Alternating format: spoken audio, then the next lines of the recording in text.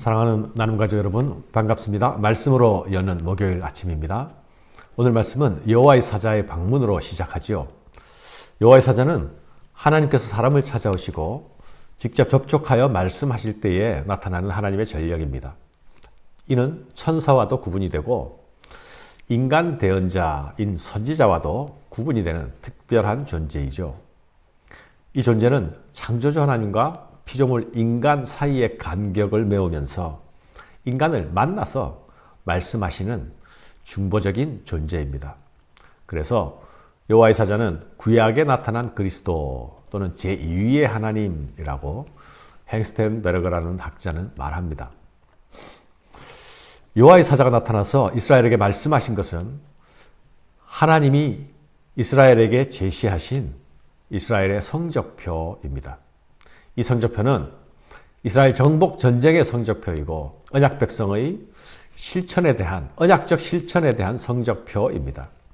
그런데 이 성적표의 내용은 안타깝게도 낙제입니다.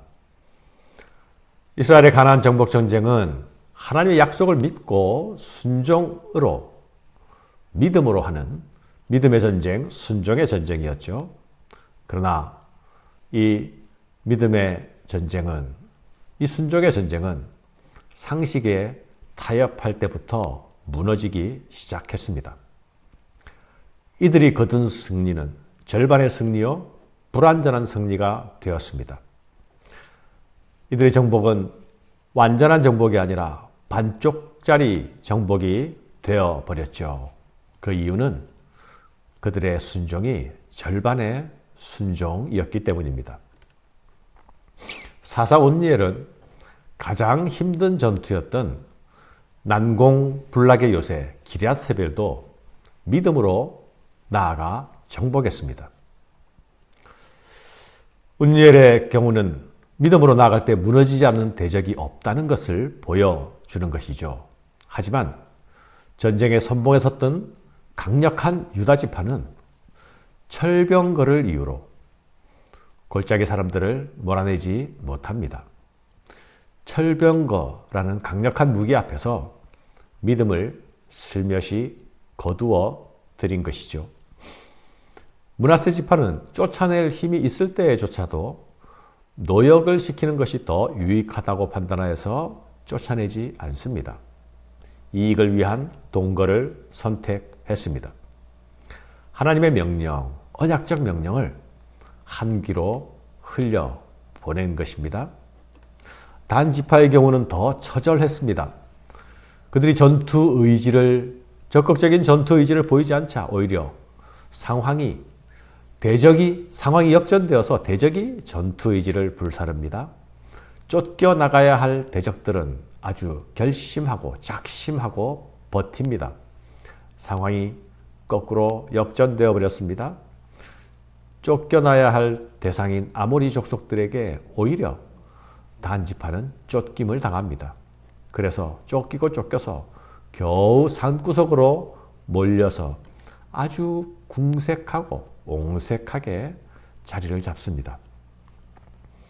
이런 안타까운 순종 실천포를 가지고 와서 지금 여호와의 사자가 말하고 있는 것입니다.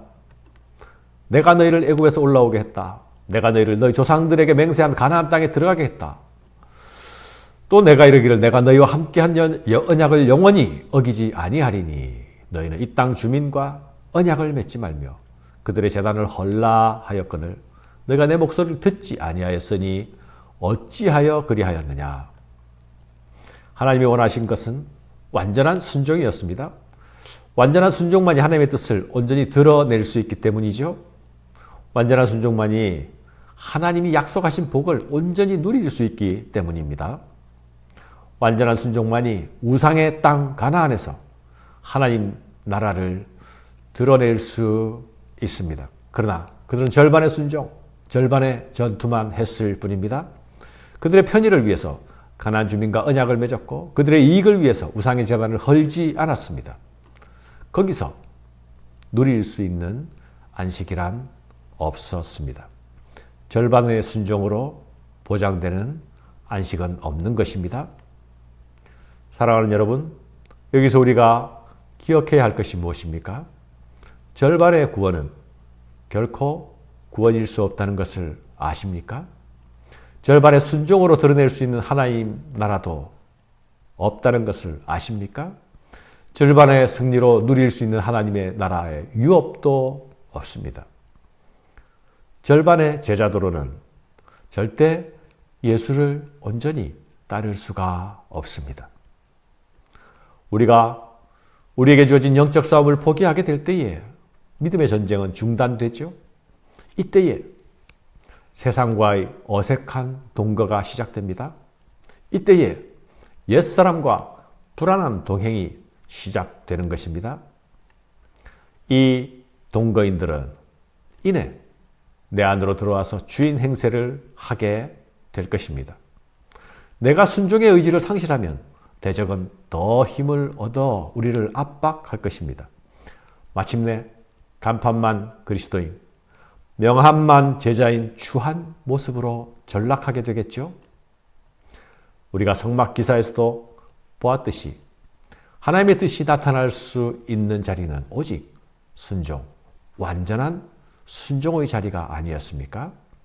그래서 하나님은 철저하게 하나님의 말씀대로, 명령대로 순종하실 것을, 할 것을 요구하시지 않았습니까? 우리가 싸우는 영적 전투는 순종의 전투입니다. 오직 순종의 자리에만 믿음의 승리가 나타날 수 있다는 것 기억해야 하겠습니다. 순종의 자리에만 하나님의 약속하신 복을 누릴 수 있음을 기억해야 하겠습니다. 사랑하는 여러분, 절반의 순종이라는 불안한 성적표에 대한 하나님의 대응은 무엇입니까? 나도 너희가 한 대로 그냥 두고 보겠다 하십니다. 너희가 쫓아내라는 나의 명령을 거부했으니 나도 그들을 쫓아내지 않겠다. 그러나 반드시 기억하라. 그들이 너희 옆구리의 가시가 될 것이다. 너희가 몰아내지 아니한 그 우상이 너희를 얽매는 올무가 될 것이다. 이 말을 들은 이스라엘은 할 말이 없습니다. 모든 것이 사실이고 모든 것이 자신들이 자초한 일이기 때문이지요. 이 성적표를 받아든 이스라엘은 통곡합니다. 이 통곡은 이스라엘의 슬픈 자화상이기도 하죠. 그런데 여러분, 이 통곡의 의미가 아주 애매하고 모호합니다. 이 통곡이 진정한 회개의 통곡이었다면 이곳에서부터 부흥의 불길이 다시 타오르기 시작했을 것입니다. 이곳에서부터 새로운 전진과 순종의 역사가 시작되었을 것입니다. 그런데 통곡 이후에 전개되는 상황을 보면 부흥의 역사 아니라 추락의 역사입니다. 그렇다면 그들이 여기서 흘린 눈물의 의미는 무엇입니까? 그들은 여기서 울기도 하고 예배도 드리지 않았습니까? 이것은 자신들을 방문하신 하나님에 대한 적당한 예우였을까요? 아니면 절반의 순종밖에 할 수 없는 자신들의 모습이 부끄러워서였을까요? 아니면 앞으로 예견되는 어두운 미래 때문에 오는 불안 때문이었을까요? 사랑하는 여러분, 회개에 합당한 열매가 없는 회개는 회개라 할 수 없습니다. 자기 연민의 눈물은 아무리 흘려도 우리를 변화시킬 수 없습니다.